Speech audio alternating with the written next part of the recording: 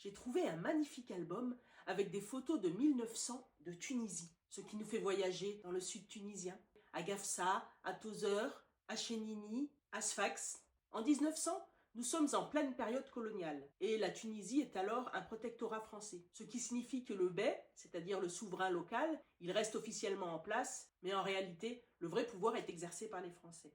Sur les photos, on voit des régiments de spahis, avec des officiers français, mais aussi des cavaliers tunisiens. On voit leurs campements, leurs entraînements.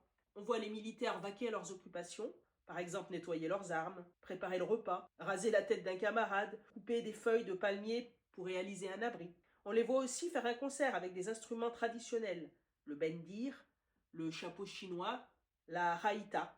On assiste aussi à une fantasia, un spectacle équestre traditionnel. Il y a une charge de cavalerie qui est mise en scène, accompagnée de salves de fusils.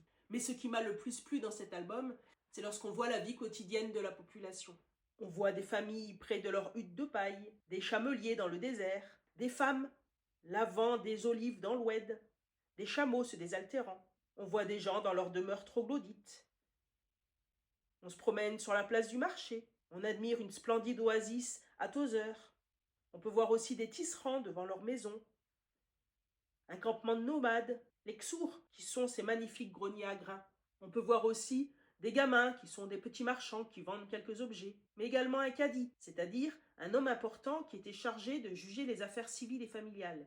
Et on le voit ici avec ses enfants. On découvre aussi dans l'album de magnifiques ruines romaines, comme par exemple l'amphithéâtre de El Djem ou alors le temple de Télept. Bref, cet album est une merveille. Malheureusement, je n'arrive pas à savoir comment il est arrivé dans notre maison de famille. J'ai d'abord pensé à Léon, c'est-à-dire mon arrière-grand-père, puisqu'il était officier. Peut-être que c'était lui qui avait pris ces photos, mais non, Léon n'est jamais allé en Tunisie. Et puis ce n'est pas son écriture dans l'album de photos. Donc pour le moment, je ne sais pas. Mystère. Si tu veux découvrir d'autres objets ou d'autres histoires de ma famille, abonne-toi.